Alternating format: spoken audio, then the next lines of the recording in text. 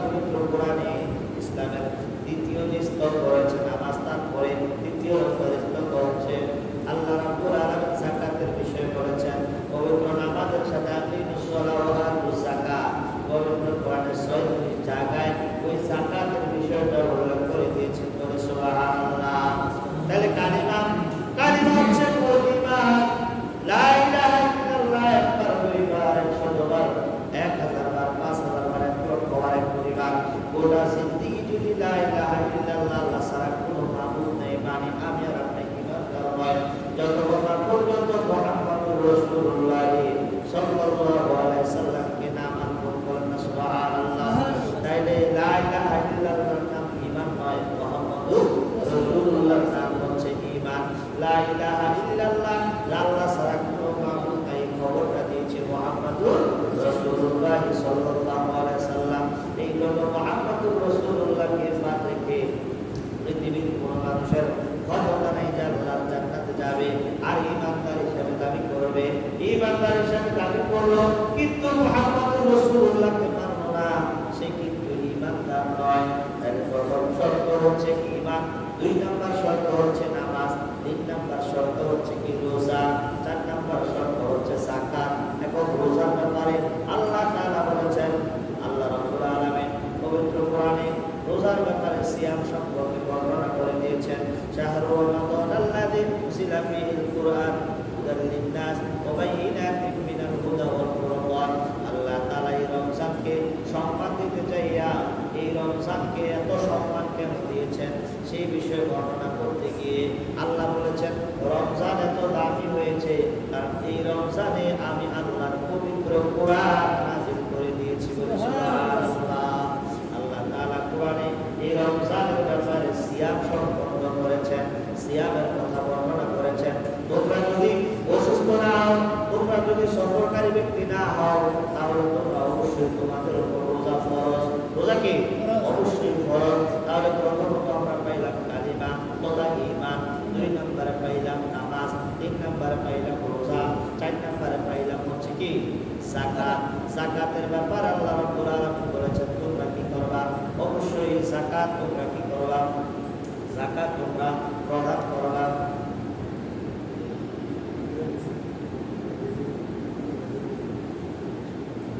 অবশ্যই তোমরা যাকাত কি করবা? প্রদান করবা। এখন আল্লাহ রাব্বুল আলামিনের যে দিক নির্দেশনাগুলো আছে, ইসলামের যে ৫টা স্তম্ভ, পঞ্চম স্তম্ভ হচ্ছে হজ। এই হজের ব্যাপার আল্লাহ রাব্বুল আলামিন এখানে খুব পবিত্র কোরআনে বলেন ওয়ালিল্লাহি আলান নাসি হিজ্জুল বাইতি মান ইসতাতা ইলাইহি সাবিলা। তোমাদের মধ্যে যাহাদের সামর্থ্য আছে, যারা টাকা পয়সার মালিক আছো, তোমাদের জন্য হজ ফরজ করা হয়েছে। আল্লাহর রাস্তায় আল্লাহর ঘরে তওয়াফের জন্য তোমরা কি করতে হবে? ঘর থেকে বাইরে হতে হবে। সুবহানাল্লাহ। এখন হাদিস শরীফে এসেছে হজ তাদের উপর ফরজ হয়েছে যারা দুনিয়াতে জীবনযাপন করে, জীবনযাপন করার পরে ছেলে মেয়ে পরিবার পরিজন আত্মীয় স্বজন নিয়ে চলাফেরা করতে পারে, করার পরেও অবশিষ্ট কিছু টাকা আছে যে সে ১ মাসের জন্য ১.৫ মাসের জন্য যদি হজে চলে যায়, তাহলে তার ছেলে মেয়ে পরিবার পরিজন স্ত্রী মা বাবা যারা রয়েছে তারা না খায়া মারা যাবে না, তারা সুন্দরভাবে খাইতে পারবে, থাকতে পারে। এমন সম্পদের মালিক যারা, তাদের জন্য আল্লাহ তাআলা হজ ফরজ করে দিয়েছে। বলে সুবহানাল্লাহ। আর লক্ষ কোটি টাকার মালিক তাদের তো হিসাবই নাই। যেহেতু পবিত্র কোরআনে হজকে ফরজ করা হয়েছে, ধনী ব্যক্তি যারা তাদের উপরে 100% হজ ফরজ, হজ পালন করতেই হবে, এতে কোনো সন্দেহ নাই। হজ কেউ যদি পালন না করে তাহলে সে গুনাহগার হবে। আল্লাহর কোরআনের আইন লঙ্ঘন করলো। আল্লাহর কোরআনের আইন লঙ্ঘন করা হচ্ছে কুফরি গুনাহ, আর সে কুফরি গুনাহর কারণে পরকালে সে কি হয়ে যাবে? আল্লাহ কাঠগড়া যে আছে সেই কাঠগড়ায় সে আসামি হিসাবে দাঁড় হয়ে যাবে।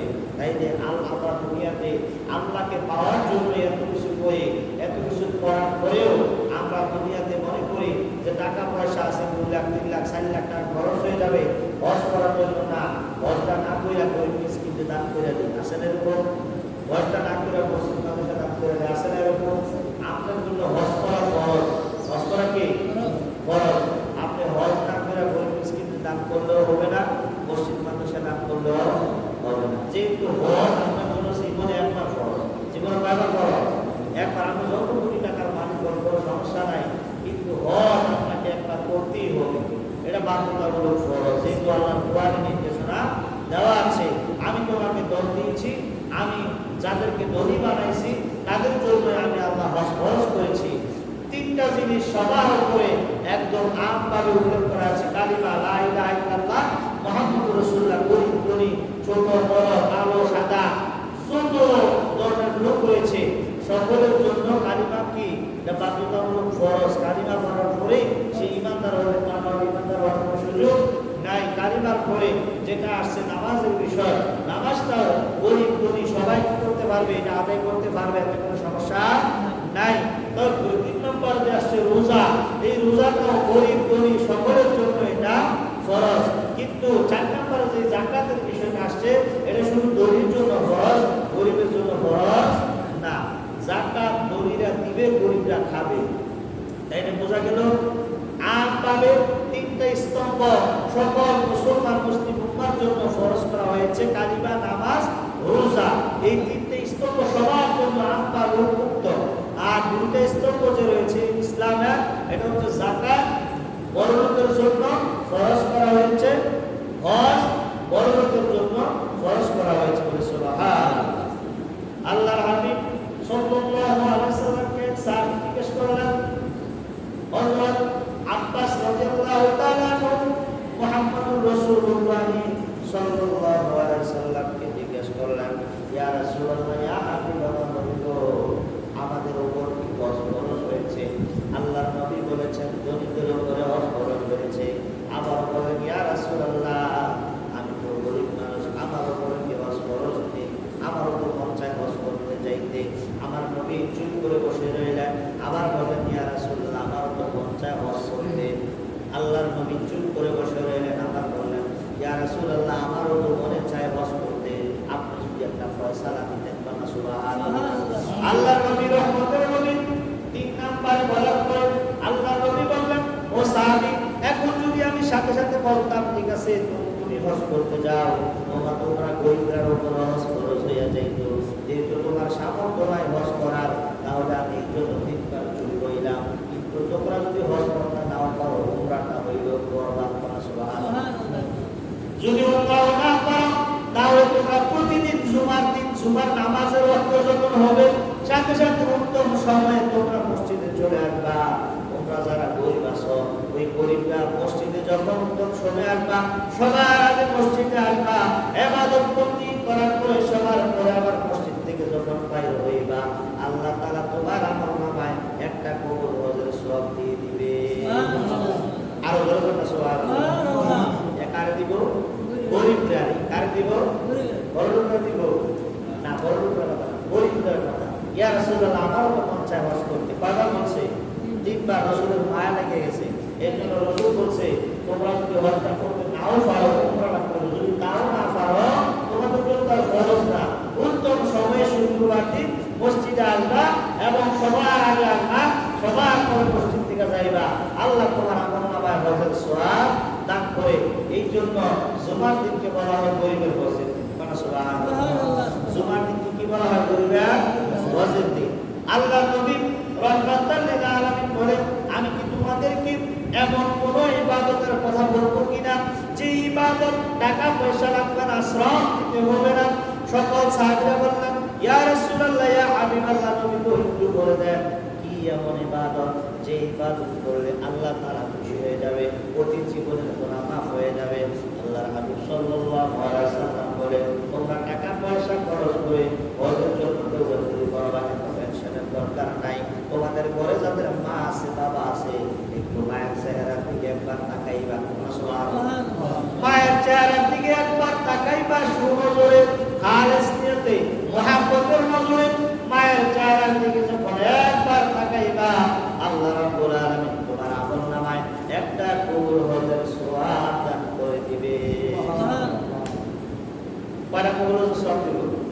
তাহলে একটা হজ করতে বর্তমানে 5 লাখ টাকা লাগে। কয় লাখ? জোরে বলো, কয় লাখ? 5 লাখ। কয় লাখ লাগে? 5 লাখ। তো মার চেহারার দিকে একবার চাইলে 5 লাখ টাকা কাফারা আদায় হয়ে যাবে, সওয়াব পাই। সুবহানাল্লাহ।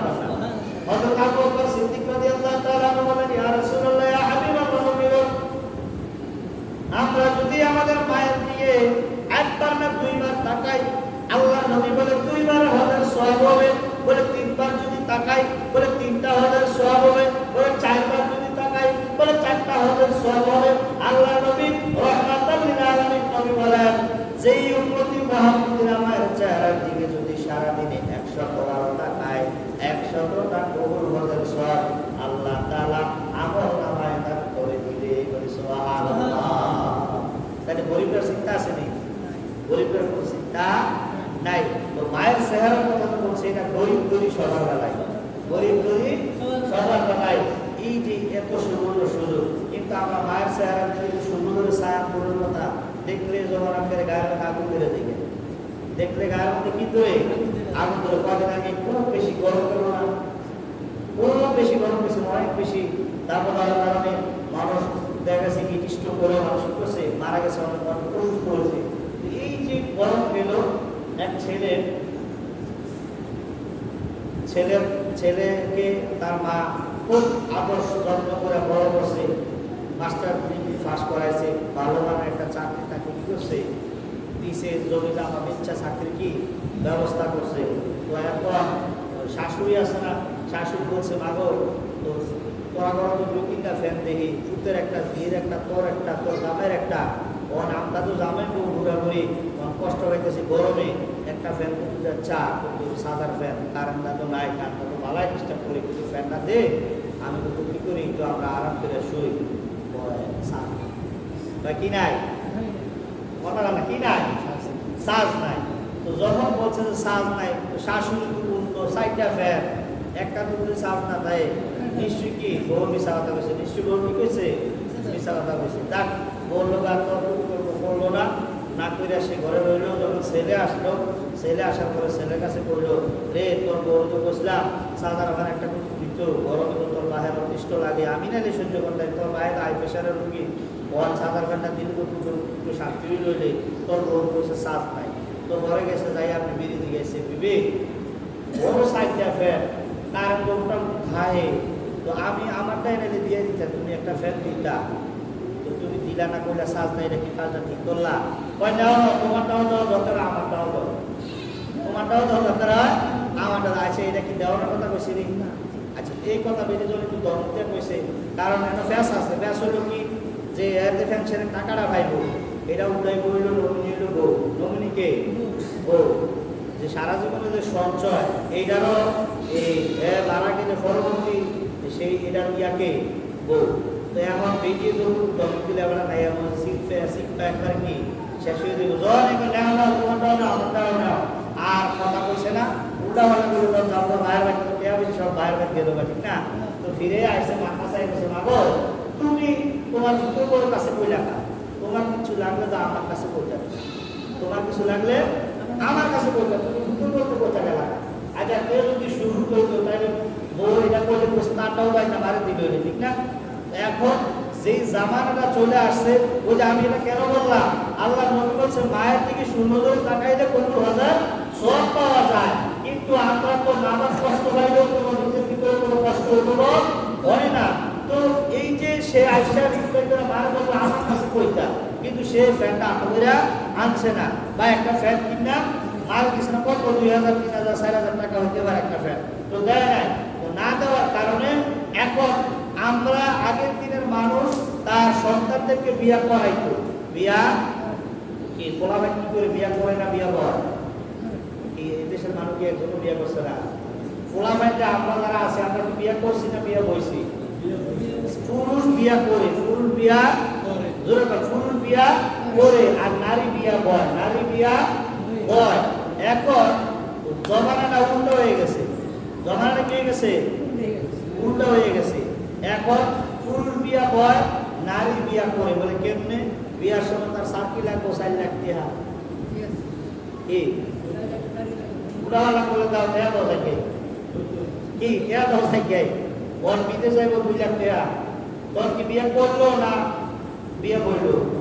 বিয়া করতে হইলে আপনার মহারণা 50,000 হোক, 5,000 হোক, 20,000 হোক, 5 লক্ষ হোক, মহারণা আদায় করে স্ত্রীর শরীরে দিতে বা হাত দিতে হইব। তো আপনি মহারণা তো দিলেন না, উল্টা হইতে 1 লাখ 2 লাখ 5 লাখ 10 লাখ 8 লাখ, তুমি বিয়া কি করলেন না বইলেন? জোরে না করলেন না বইলেন? তো বইলে তো আর কি বেডির ফিতে কোনো কথা বলতে নি, বিয়া করলেন আপনি জোর গলার কথা বলতে পারলেন, বিয়া তো আর করছেন না, বলছেন, তাহলে আপনার জোর গলা আর নাই। এই যৌতুক নামের যে কুকথা বাংলার সমাজে ঘরে ঘরে আছে, আপনি বলে হুজুর আমার সুদের কথা হবে না, সুদের কথা হবে না, হলো কেমনি বিয়ার সময় না আপনি আনলেন, ঠিক আছে যৌতুক যদি কিছু ধরনের না আচ্ছা ফোলা কিনে 2 লাখ দিয়ে দিয়ে কিছু যৌতুক লাগতো না, দাম পানি সার দিয়ে 2 লাখ দিয়ে, ঠিক না, এগুলো এক ধরনের যৌতুক। তো এইগুলা যৌতুক আনার কারণে ওই সুদের চিন্তা করুন আমি তো 5 লাখ টাকা দিয়া বিয়া বলছি, তো আমার অসুবিধা কি, এই জন্য করে না। আর এই জন্য সরকার আস্তে আস্তে কি হয়ে যায়, সুদা হওয়ার চেষ্টা করে। এইগুলা থেকে আমরা বিরত থাকবো। ছেলে মেয়েদেরকে আমরা কি করবো, অবশ্যই অবশ্যই ছেলে মেয়েদেরকে একদম দেখবেন। আরেকটা বইটাতে আলোচনা হলো হজ সম্পর্কে, কিন্তু এখানে কেন বললাম, তার একটা কারণ হচ্ছে এটা হজেরই একটা, যেহেতু মায়ের চেহারার দিকে তাকাইলে হজের সওয়াব হইব। এখন আমি 5 লাখ টাকা দিয়া ওই হজ করলে কবুল হইব কি হইব না আল্লাহ তাআলা ভালো জানে, কিন্তু মায়ের চেহারা দিকে শুধু করে তাকাইলে হজের সওয়াব গ্যারান্টি। আর যে একটা হজ করলো তার ওই জীবনের সমস্ত গুনাহ আল্লাহ এমনি মাফ করে দিল। কারণ সুবহানাল্লাহ, আর জোরে বলেন না সুবহানাল্লাহ। তাহলে আমি এই কথাটা বলার উদ্দেশ্য হলো যে যাই সমাজে এই বিয়ে শাদী করাইবো তারা অন্তত এই জিনিসটা খেয়াল রাখবো যে শ্বশুর বাড়ি থেকে মানে ছেলের শ্বশুর বাড়ি থেকে কোনো কিছু আশা যেন না করে। যদি আপনি ধরেন 5 লাখ টাকার মালিক হয়, আপনি আপনার ছেলেটার বিয়ে করাইবেন 3 লাখ টাকা মালিক করার কাছে, তাহলে আপনি মান সম্মান ইজ্জত পাইবেন, দেখলে সালাম দিব, ব্যয়টা চাইটা দিব, এরকম। এটা আপনি 2 লাখ টাকার মালিক, যদি 1 কোটি টাকা ধরেন আপনার ঘর টিনের ঘর, আপনি যে 5 তলা বিল্ডিং এর মালিকের বউ বিয়ে করে আছেন, এখন এমনি কি আইয়া আমরা সেবা করবো, মাথা টিপা দিব, মাথা ব্যথা করলে কিগুলো বড় টাকা দিব, তো দিব না তো, কারণ আমরা যখন তারা তো যায় না। এই জন্য আল্লাহ নবী বলছেন আত্মীয়তা করবা, কিন্তু তোমার থেকে পুজো কি নিম্নমানের, তোমার থেকে নিম্নমান আত্মীয়তা করবা, তাহলে মান সম্মান ইজ্জত সব দিয়ে পাইবা। যে কাজ তোমার পরিবার কি করে দিব, বাজি করে তোমার আগা বাইনা দিব। কিন্তু যদি একটু উপর লেভেল হয়, তার মোরামি খেলায় তুমি হয়তো একবার গেলাম বিয়ার সময়, আগাইলার সময়, এরপরে আর কবারে তোমার বিয়ের বাড়ি খানা জুড়তো না, কারণ ওই যে লোভের কারণে তোমার জুড়ে না। এটা নিজের আয়ের কবার মন্দ সত্যার নিজের কারণে নিজেই পায়ের মধ্যে পুরা মারলাম। তো যে কথা বললাম হজ, এখনই আমরা হজ করতে হবে। যারা ধনী লোক, কেউ যদি মনে করে হজের টাকা মসজিদে দিবে, মাদ্রাসায় দিবে, হজের টাকা গরিব মিসকিনকে দিবে, তার হজ আদায় হবে না, ফরজ আদায় হবে না। ধনী হইলে হজ করতেই হবে। হজের 3টা ফরজ আছে। কয়টা ফরজ? 3টা। প্রথমত ফরজ হচ্ছে ইহরাম বাঁধা, তারপরে দ্বিতীয়ত হচ্ছে ওই যে মিনা মুজদালিফায় আরাফাতের ময়দানে অবস্থান করা, 3 নাম্বার ফরজ হচ্ছে ওই যে আল্লাহর ঘর খানায় কাবা তওয়াফ করা। তাহলে ইহরাম বাঁধতে হবে, তারপরে কি করতে হবে, ওই যে আরাফাতের ময়দানে অবস্থান করতে হবে, আর কি করতে হবে, এই যে তওয়াফ যেটা 7 বার ঘুরান দেয়, এই তওয়াফটা করতে হবে, এটা ফরজ। ঠিক আছে, এই ফরজগুলো আদায় করে আমাদেরকে হজ করার তৌফিক দান করে সবাই বলেন আমিন। আলোচনা দীর্ঘায়িত করব না, বলছিলাম যে মদিনা মুনাওয়ারা জিয়ারা, মদিনা মুনাওয়ারা জিয়ারা হজের অংশ শুধু মক্কা, মদিনা কি অনেক আলেমরা আছে যারা অনেকে হজ করতে যায়, যারা হজ করতে যায় বিভিন্ন বাকি সরকার মাধ্যমে কাগজের মাধ্যমে হজ করতে যায়, তাদেরকে মদিনা আর নেয় না, তো হজ করাইয়া সরকার নিম্নেই পাঠাই দেয় না। হজ যদিও মক্কায়, কিন্তু হজ কবুলের সিলমোহর আছে কই? মদিনা। হজটা যদিও মক্কায়, এটা কবুল হওয়ার দরখাস্ত দেওয়া সিলমোহর কই? মদিনা। এখন মদিনা যাইতে হবে, নবীজির রওজা জিয়ারত করতে হবে, ওই নবীজির কাছে চাইতে হবে যে আল্লাহ নবী আমার উসিলায় আমার হজটা কবুল কি করে, বলুন আল্লাহ এই নবীর উসিলায় আমার হজটা কবুল করে, আল্লাহ তাআলা কবুল করবে। আল্লাহ নবী বলেছে কেউ যদি আমাকে সালাম দেয় দূর থেকে, ফেরেশতা আমার সালামটা আমার কাছে পৌঁছায় দেয় তার নাম ঠিকানা সহ, সুবহানাল্লাহ। কেউ যদি আমি রওজা মুবারকের কাছে এসে সালাম দেয়, আমি নিজ কানে শুনি এবং নিজ জবান দ্বারা কি করি, তার উত্তর দিই, বলি সুবহানাল্লাহ। তাইলে হাদিসে আপনারা হজ করতে যাইবেন, মক্কাও যাইবেন, মদিনাও যাইবেন। একটা কুয়া ছিল, এই কুয়াটার নাম হচ্ছে বীরে শেফা। কুয়াটার নাম কি? বীরে শেফা। যারা হাদিসে হজ করতে গেছেন তারা বলতে পারবেন এইটার পানিটা বিষাক্ত ছিল, পানিটা কেউ পান করতে পারতো না। আল্লাহ নবী একটু থুতু মুবারক দিছে, কি দিছে? দুধ মুবারক দেওয়ার কারণে এখনো হাদিস সাহেব ওখানে যায় একটু বরকতার একটু পানি খাইলে তার শরীরের রোগ আর থাকে না। কোন সুবহানাল্লাহ। 1400 সাড়ে 1400 বছর আগে নবী দুধ দিছে, এখন এই পানি মিষ্টি হয়ে গেছে। তিতা পানি কি হয়ে গেছে? মিষ্টি হয়ে গেছে।